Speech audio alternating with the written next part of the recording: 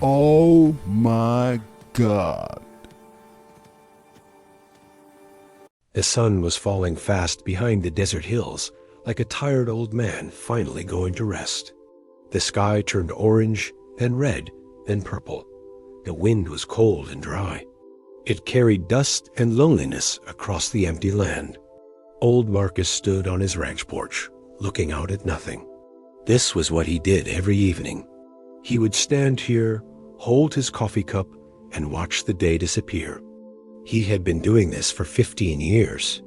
15 years of sunsets. 15 years of silence.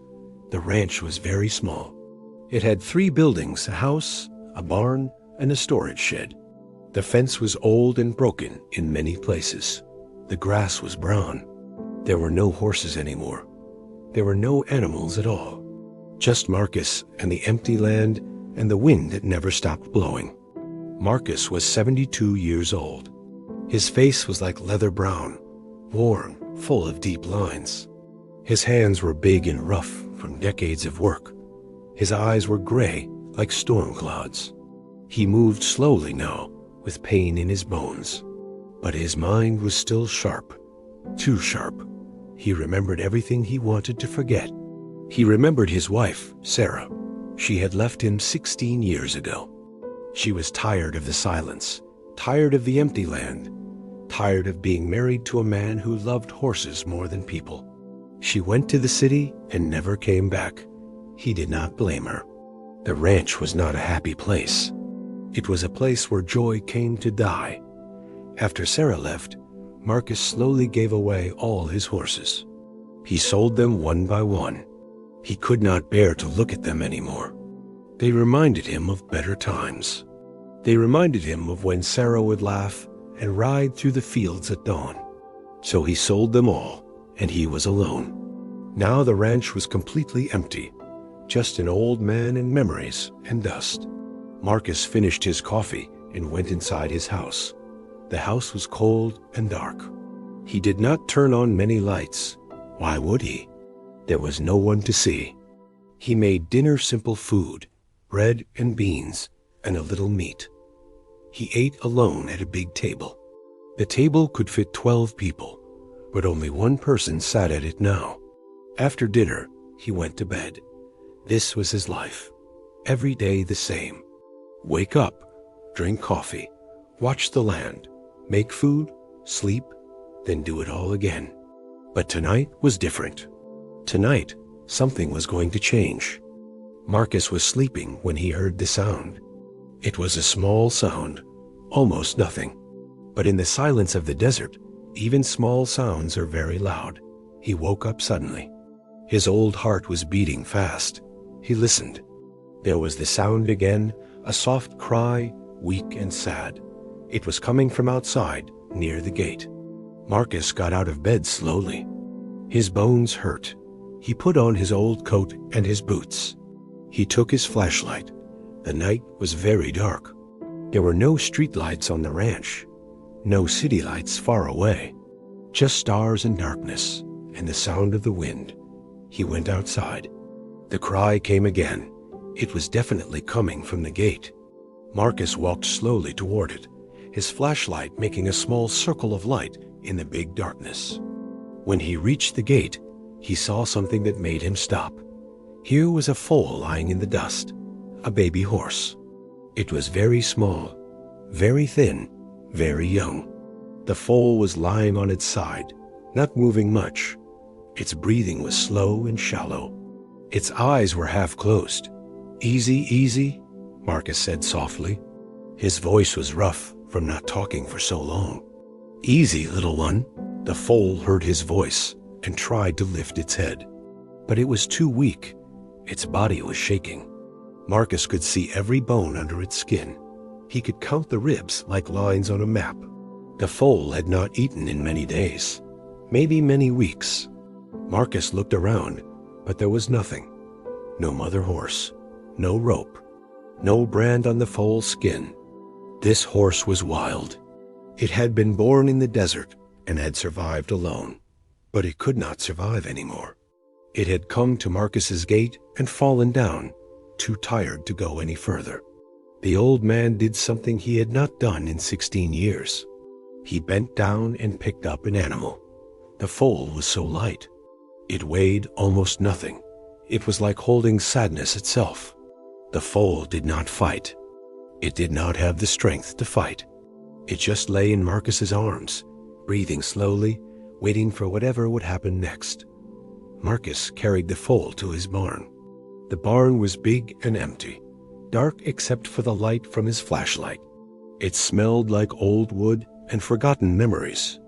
He had not been in this barn much in recent years. It was too full of ghosts. He made a soft bed of hay in one corner. He gently placed the foal down. The little horse did not move. Its eyes were closing. "Stay with me," Marcus whispered. "Just stay." He went to get water. He brought a bucket and sat down next to the foal. He dipped his finger in the water and touched it to the foal's mouth. The foal drank. Just a little, but it drank. Marcus sat there all night. He did not go back to bed. He simply sat and watched the small horse breathe. He watched the night sky through the barn windows. He watched the stars move across the darkness. And for the first time in 16 years, the old man felt like maybe the world was not completely empty. As the first light of dawn came through the barn windows, painting everything gold, Marcus reached out and gently touched the foal's neck. The foal was still alive. It was still breathing. And something in the old man's chest, something that had been dead for a very long time, suddenly came back to life. He did not know why this foal had come to his gate. He did not know if it would live or die. He did not know what would happen next. But he knew one thing. He was not alone anymore. And that was enough. When the sun came up on that first morning, Marcus was still sitting beside the small horse. His body was stiff and tired, but he did not move. He watched the foal's chest rise and fall, rise and fall. Each breath was a small miracle. By the second day, the foal could stand. Its legs were shaky like thin branches in the wind, but it stood. Marcus gave it water and hay. The foal ate slowly, carefully, as if it could not believe food was real. With each meal, it grew a little stronger. Days became weeks. The foal stopped being a dying animal and became a living, breathing creature with personality and curiosity. It was a girl. Marcus decided this on the third day. He named her Luna. It was a simple name, but it felt right. Luna, like the moon, like something that shines in the darkness. Luna grew fast. Baby horses do this. They seem to grow stronger every single day. Her coat, which had been dull and patchy, became shiny and smooth. Her eyes, which had been dull and sad, became bright and alive. Her body, which had shown every bone, became round and healthy. But more than her body changed, Luna's spirit changed too. The foal became playful. She would jump and run around the barn. She would kick her legs in the air for no reason. She would chase chickens that wandered in. She would stand in the sunshine and seem to smile. It was like watching something dead come back to life. It was like watching the world become new again. And Marcus changed too. The old man had a purpose now. Every morning, he woke up early, not slowly and painfully like before, but with energy and excitement. There was someone who needed him. There was a reason to get out of bed. His first task was always the same. He would go to Luna's stall and check on her. He would run his hand down her neck and feel her warmth. He would whisper good morning to her. Luna would put her head against his chest, and Marcus would stand there, barely breathing, feeling the weight of her trust against his heart. Then came breakfast time. Marcus would bring fresh hay and fresh water. He would watch Luna eat and drink, and he would be happy. Just happy, not worrying about the past, not remembering Sarah, not thinking about how lonely he was, just watching a young horse eat breakfast and feeling like maybe life was worth living after all. After breakfast, Marcus would take Luna out to the fields. At first, she was too weak to walk far, so Marcus would simply sit under a big old tree, and Luna would lie beside him in the shade. The old man would talk to the foal, long, slow conversations about nothing and everything. "You know, Luna," he would say, "I had a wife once. She was beautiful like you. She had dark eyes and a kind heart. I was not a good husband. I was always quiet. I did not know how to make her happy. But I loved her. I loved her very much, even if I could not show it right. Luna would listen. She did not understand the words, but she understood the feeling. She understood sadness and loss. She had experienced them too, and in that understanding, they became closer. As weeks turned into months, Luna became stronger and stronger. Soon she could walk for miles without getting tired. Soon she could run. And when she ran, it was like watching joy itself move across the desert. Marcus would walk beside her, or sometimes ride on her back, though he had never ridden a horse in 15 years. At first, he was nervous. His old body remembered how to do this, but his heart was afraid. What if he hurt her? What if she ran away? But Luna never ran away. She would feel Marcus on her back, and she would slow down and be careful. She was a young, wild horse, but she chose to be gentle with this old man. She chose to carry him. She chose to trust him completely. The neighbors began to notice. Cowboys would ride past the ranch and see something strange. They would see an old man walking through the fields with a young foal. They would see them sitting together under trees. They would see the foal resting its head on the man's shoulder. They would see something that did not make sense in their world of hard work and survival. That old hermit found himself a horse, one of them said. More like the horse found him, another replied. The news spread slowly through the valley. In the small towns, people began to talk about Marcus again. For so long, he had been forgotten. Now people whispered about him.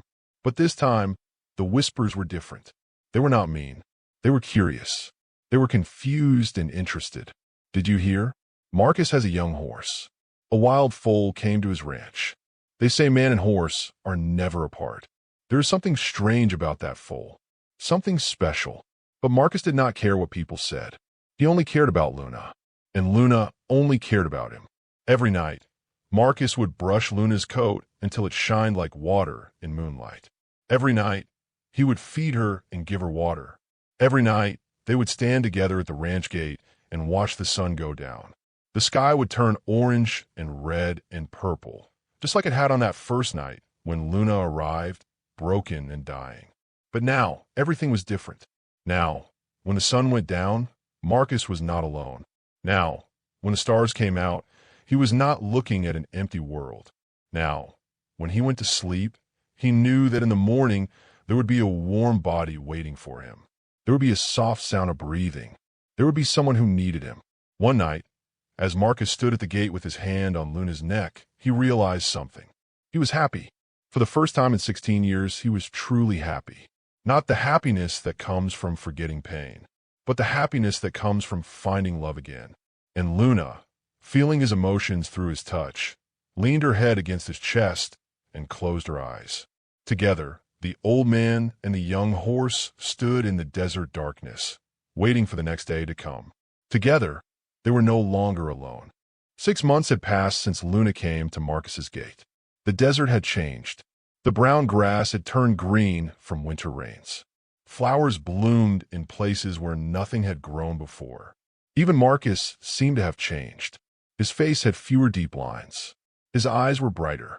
His body moved with more strength and purpose. Love and care had made him young again.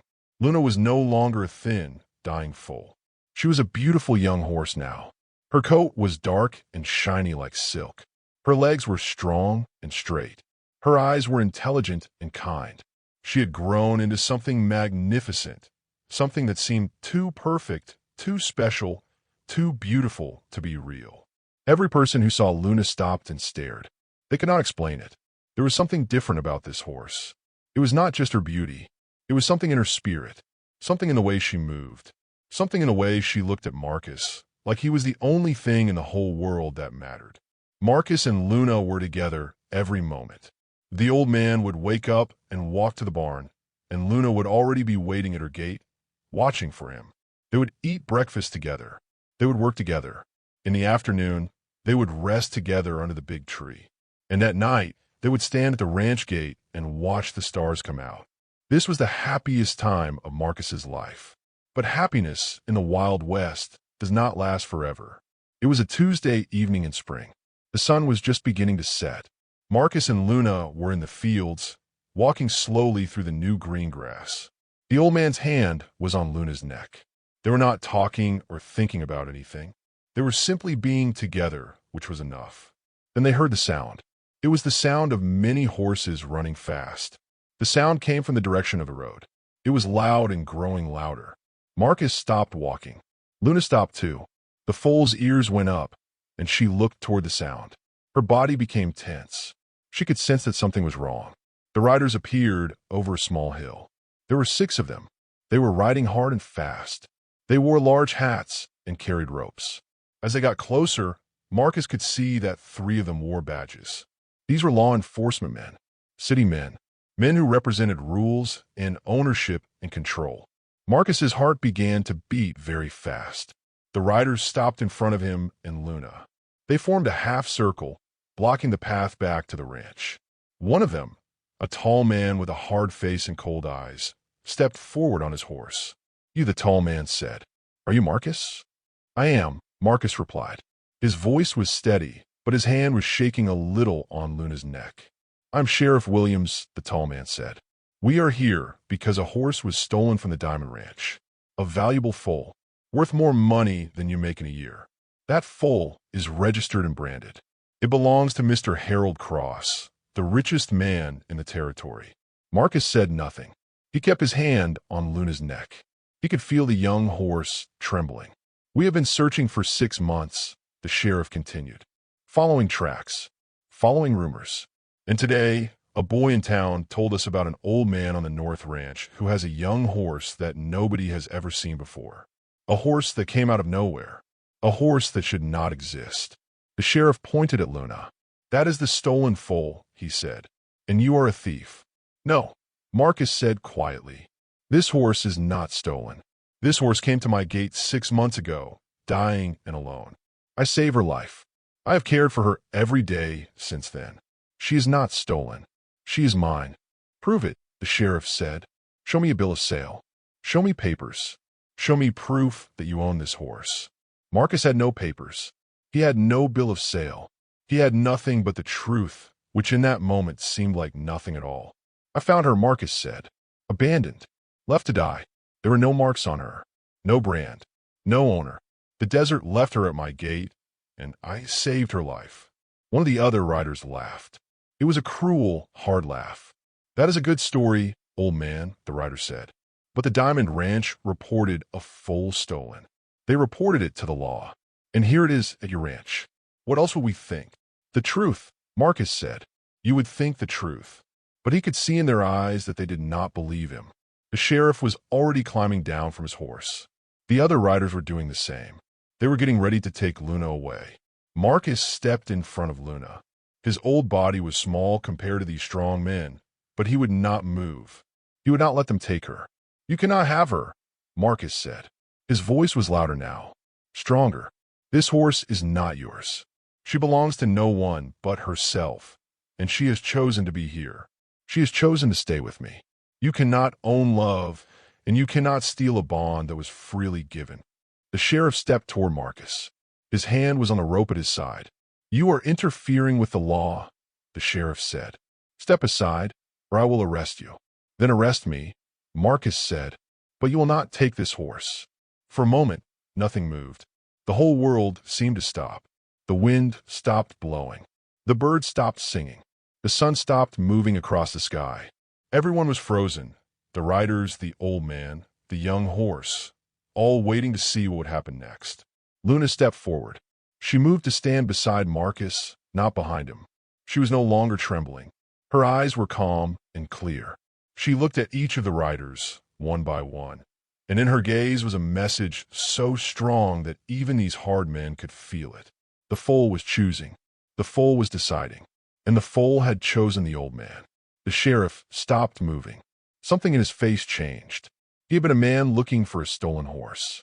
But what he was seeing now was something different. He was seeing love. He was seeing sacrifice. He was seeing something more powerful than law or ownership or money. He was seeing a miracle. The moment seemed to last forever. Sheriff Williams stood frozen, staring at the young horse. The foal was no longer afraid. She was no longer running away. She was standing beside the old man with strength and purpose, and in her eyes was something the sheriff had never seen before in any animal: choice. True choice. A free animal choosing freely to stay with a human being. The other riders were confused. They had come to do a simple job: take the horse, return it to the rich man, collect payment, go home. But what they were seeing did not fit into their simple plan. "Sheriff," one of the younger riders said nervously, "what do we do?" Sheriff Williams did not answer. He was still looking at Luna. He was remembering something. Many years ago, when he was young, he had a horse just like this one. A horse that loved him. A horse that trusted him completely. He had sold that horse to pay for his mother's medicine. He had cried that night, alone in the desert, knowing he had done the right thing, but feeling like his heart was broken. He understood what he was seeing. He understood it completely. "I need to see the foal," the sheriff said quietly. He stepped forward, but this time slowly and gently, not like a man taking what does not belong to him. Marcus did not move, but he nodded slightly, and Luna, feeling Marcus's permission, stepped forward just a little bit. She allowed the sheriff to see her clearly in the setting sun. The sheriff's eyes grew wider. On Luna's front left leg, there was something that had been hidden by her long hair. A small mark. Not a brand. Not an iron mark. Something else. Something much more meaningful. It was a scar. The scar was shaped like a lightning bolt. It was old and faded, but it was there. And Sheriff Williams knew this scar. He had seen it before. He had seen it on the foal that disappeared from the Diamond Ranch 6 months ago. "No," the sheriff whispered. "That is impossible." "What?" one of the other riders asked. "What did you see?" "The scar," the sheriff said. "The stolen foal had a lightning bolt scar on its front left leg. This horse has the same scar, in the same place. It is the same horse." Marcus's face went pale. This was not what he expected. He had known Luna's body was scarred, but he had never understood why. He had never asked. He had only loved her and cared for her, and that was enough. But now the truth was emerging. "So, it is the stolen horse," one of the riders said, moving forward. "Let's take it." But the sheriff put up his hand. "Wait," he said. "Just wait." The sheriff turned to Marcus. "When this foal was stolen," he said, "she was locked in a trailer. The owner of the Diamond Ranch did not treat her well. He only cared about money. He planned to race this horse, to make her run fast and make him rich. But the foal did not want to race. The foal was scared and sad." Marcus listened carefully. On the way to the racing track, the sheriff continued. "The foal panicked. She broke the fence of the trailer and fell out while the wagon was moving. She got that scar when she fell. The owner thought she was too damaged to be worth anything. He left her in the desert to die.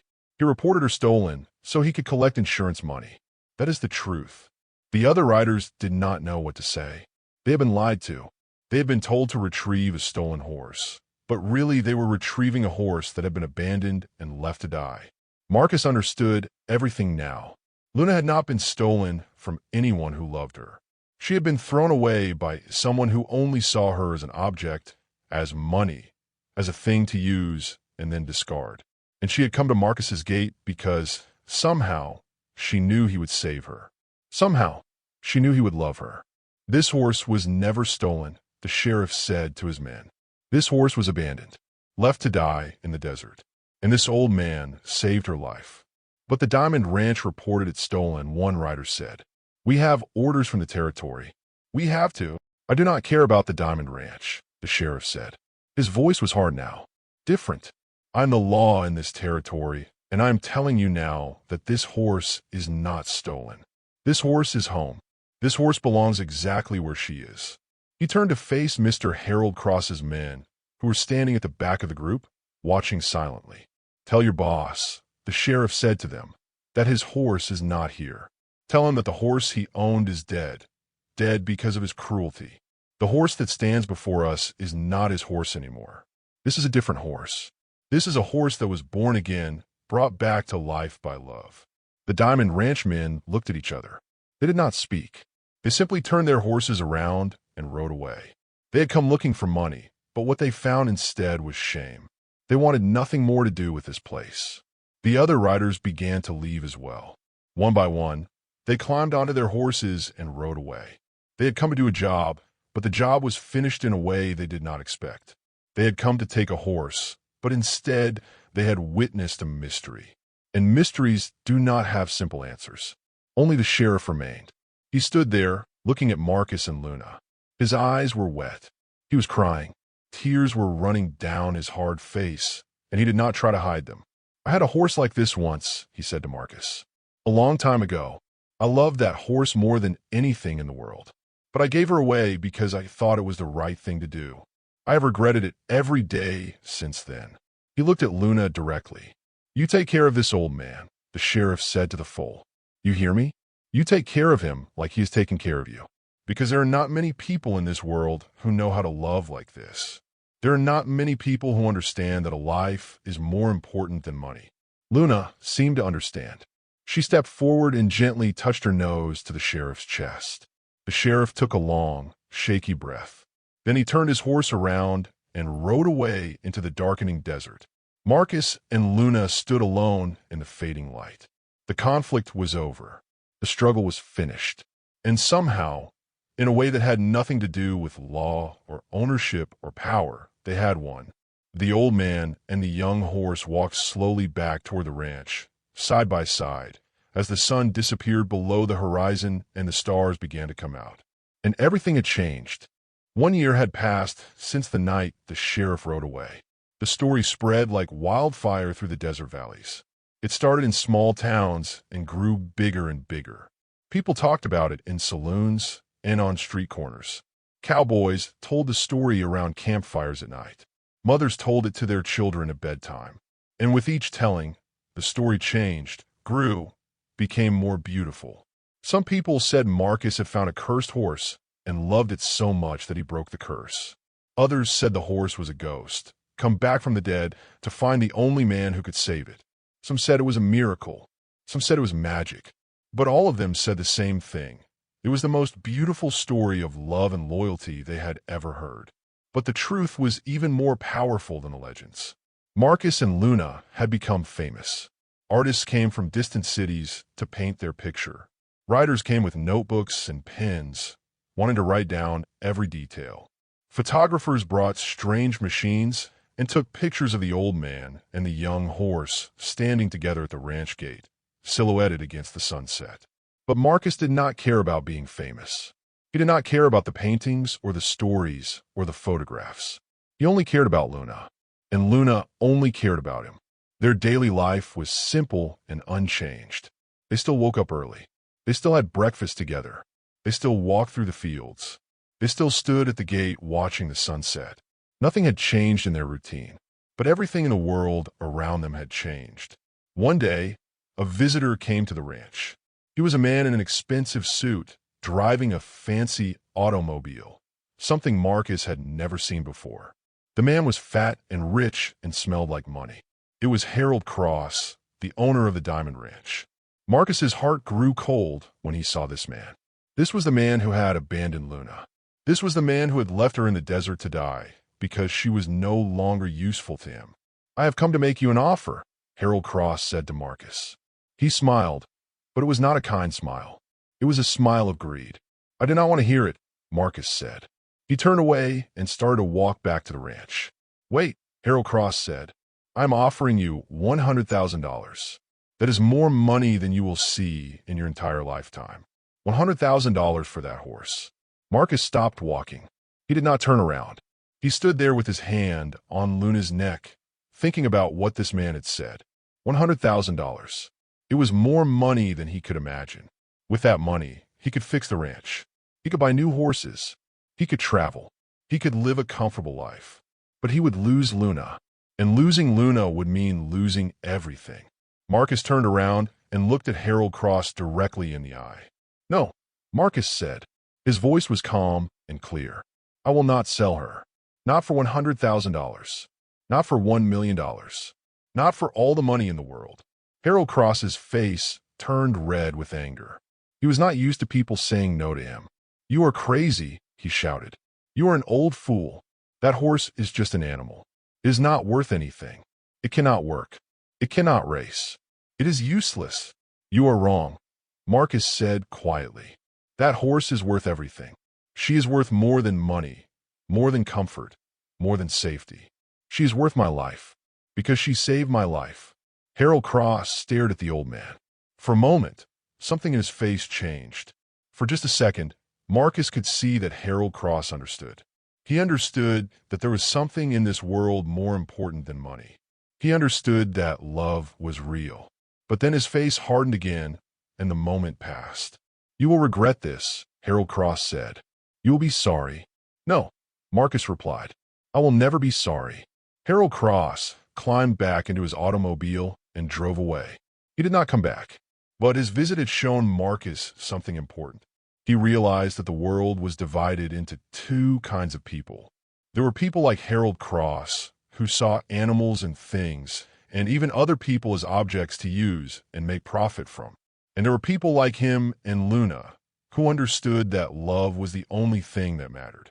As time passed, more and more people began to visit the ranch. They came to see Marcus and Luna.